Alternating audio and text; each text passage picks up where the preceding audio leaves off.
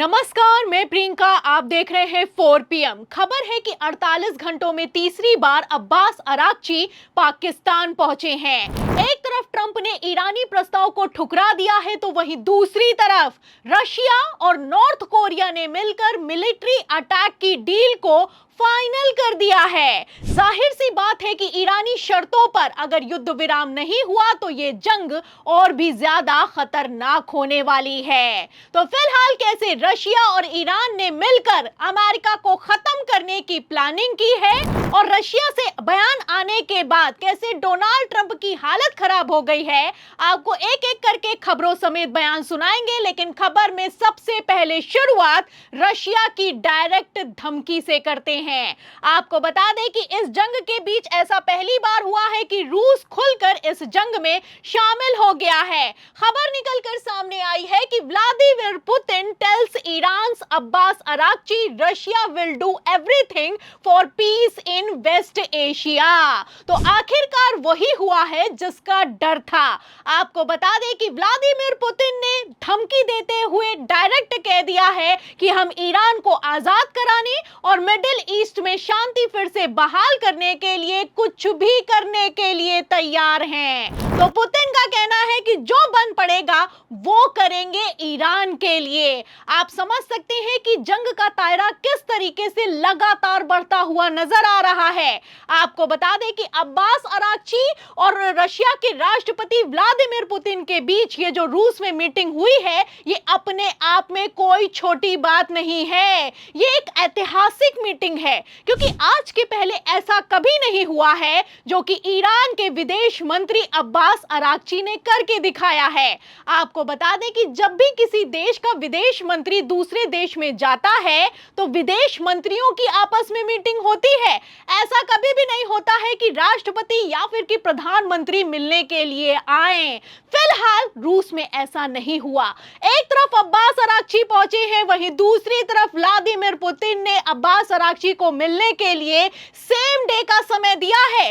1 घंटे तक ये मीटिंग चली है और इस मीटिंग में कितनी खतरनाक प्लानिंग हुई है, मीटिंग की टाइमिंग से आप अंदाजा लगा सकते हैं। आपको बता दें कि एक तरफ मीटिंग हुई है, वहीं दूसरी तरफ अब्बास अराक्ची ने जो मैसेज दिया है उसने पूरी दुनिया को हिला कर रख दिया है। Do you feel the support of Russia? Iran and Russia are strategic partners. They have always supported us. We have always supported Russians, and our cooperation would continue.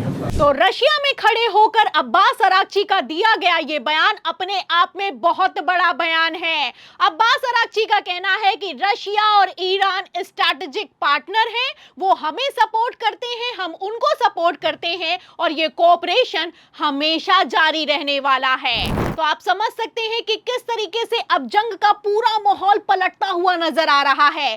खबरें तो पहले निकलकर सामने आ गई थी कि किस तरीके से रशिया ने ईरान को सपोर्ट किया।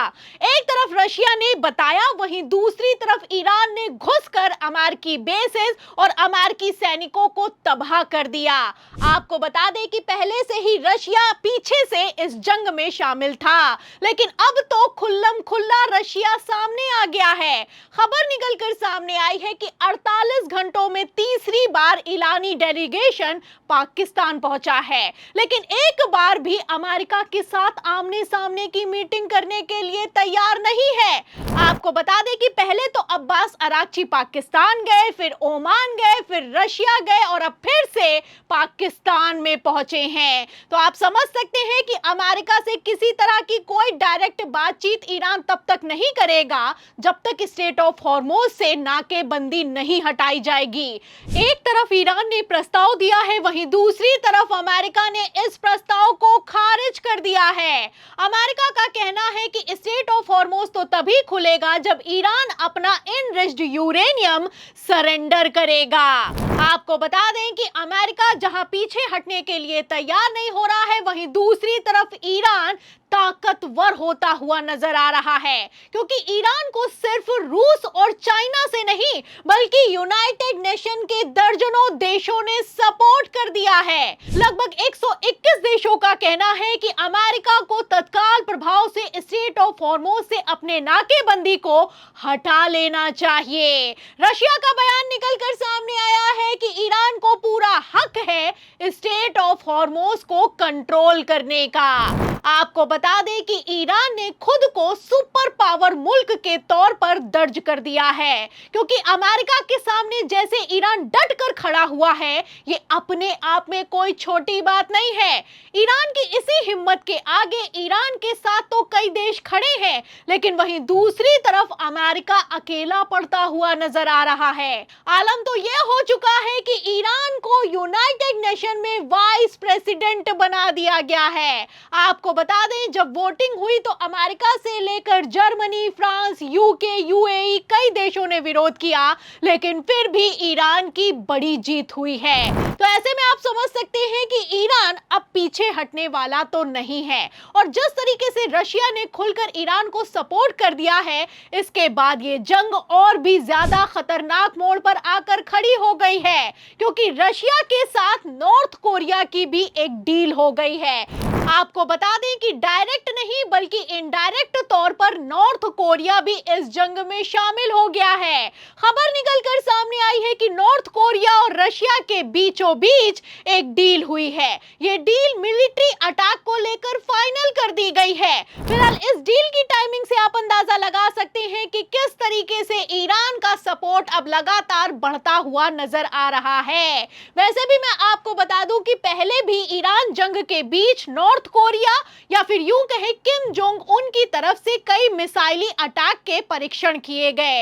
इतना ही नहीं, किम जोंग उन ने तो ट्रंप के लिए परमाणु बम वाला मैसेज भी दिया। इसके बाद समझ में आ गया था कि किसी ना किसी तरीके से नॉर्थ कोरिया भी ईरान के सपोर्ट में इस जंग में शामिल होना चाहता है, लेकिन अब तो मौका भी है और दस्तूर भी है, क्योंकि अमेरिका जिस तरीके से दादागिरी पर उतर आया है और अनऑथराइज तरीके से नाकेबंदी स्ट्रेट ऑफ हॉर्मुज पर लागू की है, ये अपने आप में बहुत बड़ा मुद्दा बन गया है। आपको बता दें कि राइटर्स, एक्सियस, जेरूसलम पोस्ट और सीएनएन के हवाले से खबर को कंफर्म करते हुए जानकारी दी गई है कि US officials have warned allies they may launch a ground operation to seize Iranians strategic Kharg Island, the key hub for 90% of its oil exports. तो आप अच्छे से जानते हैं कि खर्ग आइलैंड ईरान का दिल कहा जाता है। यहां पर से लगभग ईरान का 90% से ज्यादा का व्यापार होता है। अब इसी पर हमला करने, जमीनी अटैक करने और कब्जा करने की वार्निंग अमेरिका की तरफ से जारी कर दी गई है।